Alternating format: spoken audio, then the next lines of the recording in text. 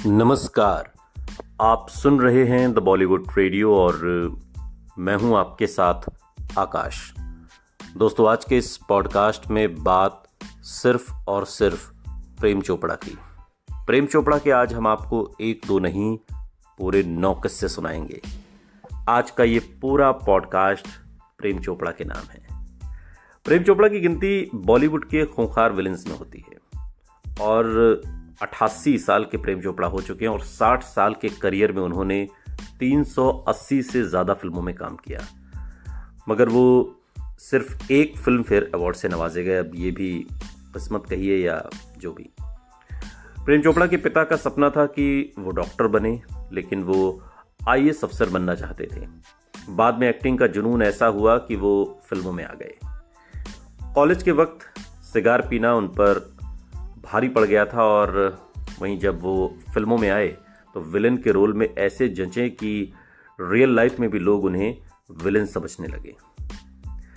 British India के लाहौर में 23 सितंबर साल 1935 को प्रेम चोपड़ा का जन्म हुआ था।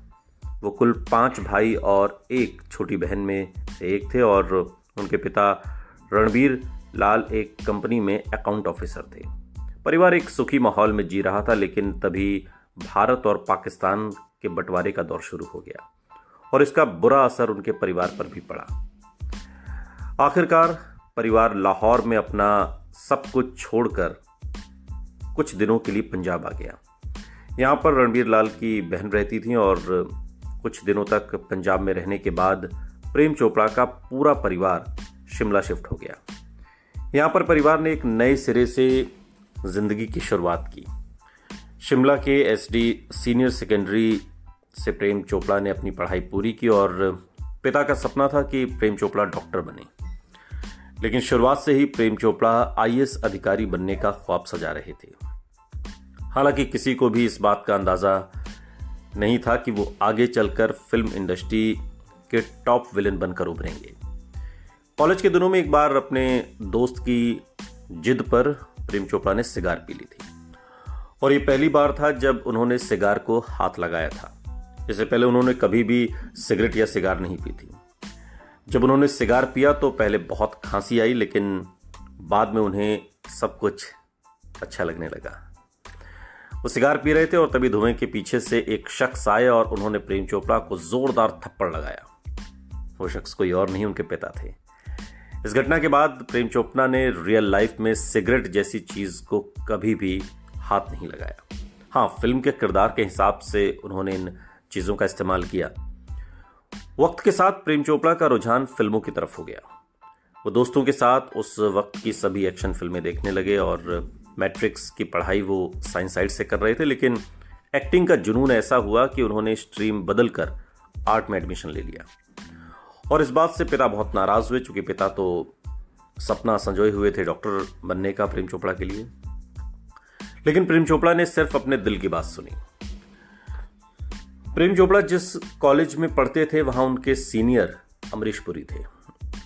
कॉलेज में पढ़ाई के साथ प्रेम चोपड़ा नाटक भी किया करते थे। एक बार उनका नाटक परिवार वाले भी देखने गए और नाटक की कहानी के मुताबिक प्रेम चोपड़ा को मरना था और नाटक में उन्हें मरते जब बहन अंजू ने देखा तो वो बहुत रोने लगी। उसकी हालत बहुत खराब हो गई। आखिरकार उन्हें चुप कराने के लिए ऑडिटोरियम से बाहर ले जाया गया। इसके बावजूद उनका रोना बंद ही नहीं हुआ। जब प्रेम चोपड़ा अपनी बहन के सामने आए तब जाकर अंजू का रोना बंद हुआ। प्रेम सिर्फ नाटक तक ही सीमित नहीं रहना चाहते थे, वो मुंबई आकर हिंदी सिनेमा में अपनी किस्मत आजमाना चाहते थे, मगर पिता इस चीज के बहुत खिलाफ थे। हालांकि इस बार उन्होंने पिता की बात मान ली और डाक विभाग में काम करने लगे, मगर उन्होंने यहां सिर्फ एक ही दिन काम किया और इसके बाद वो सीधा मुंबई चले गए और यहां पर वो रोज सुबह प्रोड्यूसर और डायरेक्टर के ऑफिस के चक्कर लगाते, लेकिन कहीं बात ही ना बनती और काफी वक्त बीत गया और पैसे भी सारे खत्म हो गए। थक हार कर उन्होंने एक छोटी सी कंपनी में काम करना शुरू कर दिया।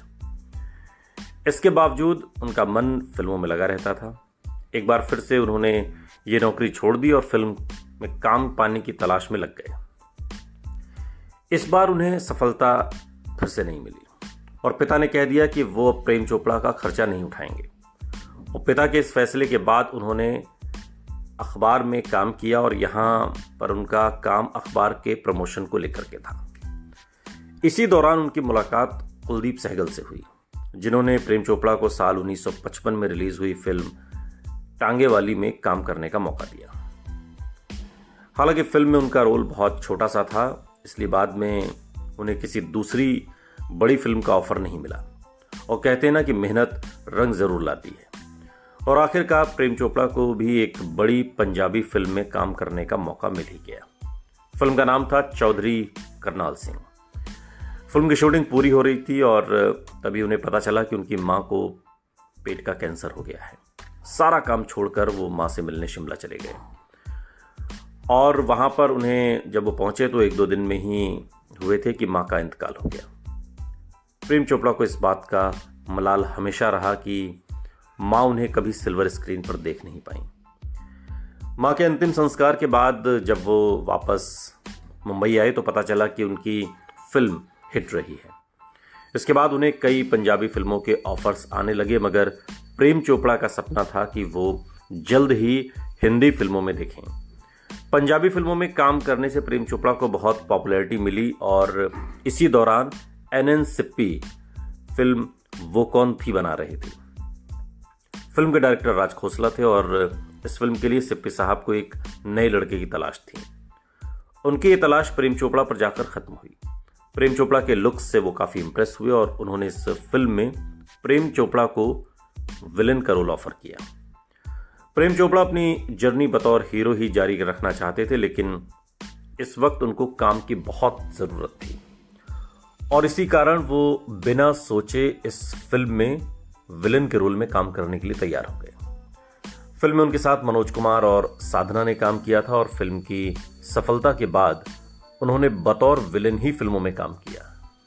प्रेम चोपड़ा की शादी राज कपूर की पत्नी कृष्णा की बहन उमा से हुई है। जाने माने राइटर और डायरेक्टर लेखक लेख टंडन प्रेम चोपड़ा के पास इस शादी का प्रस्ताव लेकर आए थे और आपको बता दें कि उमा और कृष्णा बॉलीवुड के एक्टर राजेंद्र नाथ और प्रेमनाथ की बहनें हैं। उमा और प्रेम चोपड़ा की 3 बेटियां हैं, रकिता, पुनीता और प्रेरणा। बड़ी बेटी रकिता ने स्क्रीन राइटर और पब्लिसिटी डिजाइनर राहुल नंदा से शादी की और इसी तरह मंझली बेटी पुनीता की शादी सिंगर और टीवी एक्टर विकास भल्ला से हुई। छोटी बेटी प्रेरणा के पति शर्मन जोशी बॉलीवुड के हीरो हैं, सभी जानते हैं।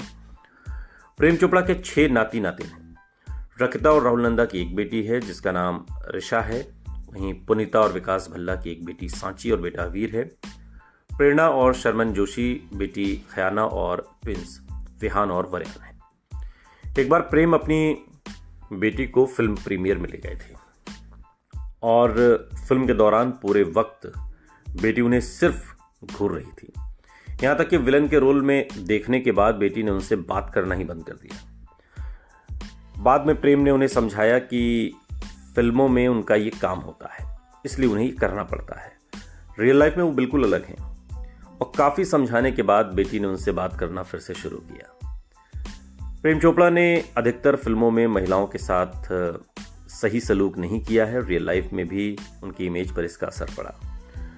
अपने एक इंटरव्यू में प्रेम चोपड़ा बताते हैं कि वो एक बार चंडीगढ़ से एक पंचकुला गार्डन में अपने पिता से मिलने गए थे। वो वहां घूम ही रहे थे कि तभी दूर खड़े 4-5 आदमियों की नजर उन पर पड़ी। प्रेम को देखते ही उन्होंने अपनी पत्नियों से कह दिया कि वो सभी अपना चेहरा छिपा लें। दूर से ही प्रेम को सारी बात समझ में आ गई और वो हंसकर वहां से चले गए। एक बार प्रेम चोपड़ा धर्मेंद्र के साथ किसी फिल्म की शूटिंग कर रहे थे और वो इस फिल्म में विलेन के रोल में दिखे थे। सीन के मुताबिक प्रेम चोपड़ा के जो गुंडे धर्मेंद्र को अपनी जीप में एक रस्सी से बांधकर सड़क पर घसीटते हैं। ये सीन जानकर प्रेम चोपड़ा बहुत बेचैन हो गए। उन्होंने कई बार धर्मेंद्र से कहा कि वो सीन न करें। पहले तो उन्होंने सीन न करने का ये तर्क दिया कि अगर शूटिंग के दौरान धर्मेंद्र को चोट लग गई तो उनका चेहरा खराब हो जाएगा और हीरो के लिए उनका चेहरा ही सब कुछ होता है। इसके बावजूद धर्मेंद्र नहीं माने।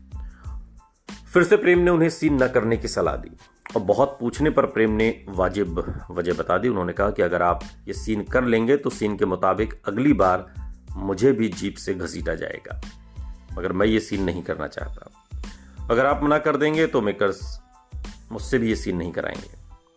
प्रेम की बात सुनकर धर्मेंद्र बहुत हंसने लगे। ये प्रेम चोपड़ा के किस्से हैं। खैर, अभी आखिरी बार प्रेम चोपड़ा साल 2021 की फिल्म बंटी और बबली 2 में दिखाई दी। प्रेम चोपड़ा अभी भी सोशल मीडिया पर एक्टिव नजर आते हैं। 88 साल की उम्र है, लेकिन दिल अभी भी जवां है, क्योंकि प्रेम नाम है मेरा, प्रेम चोपड़ा। सुनते रहिए द बॉलीवुड रेडियो, सुनता है सारा इंडिया।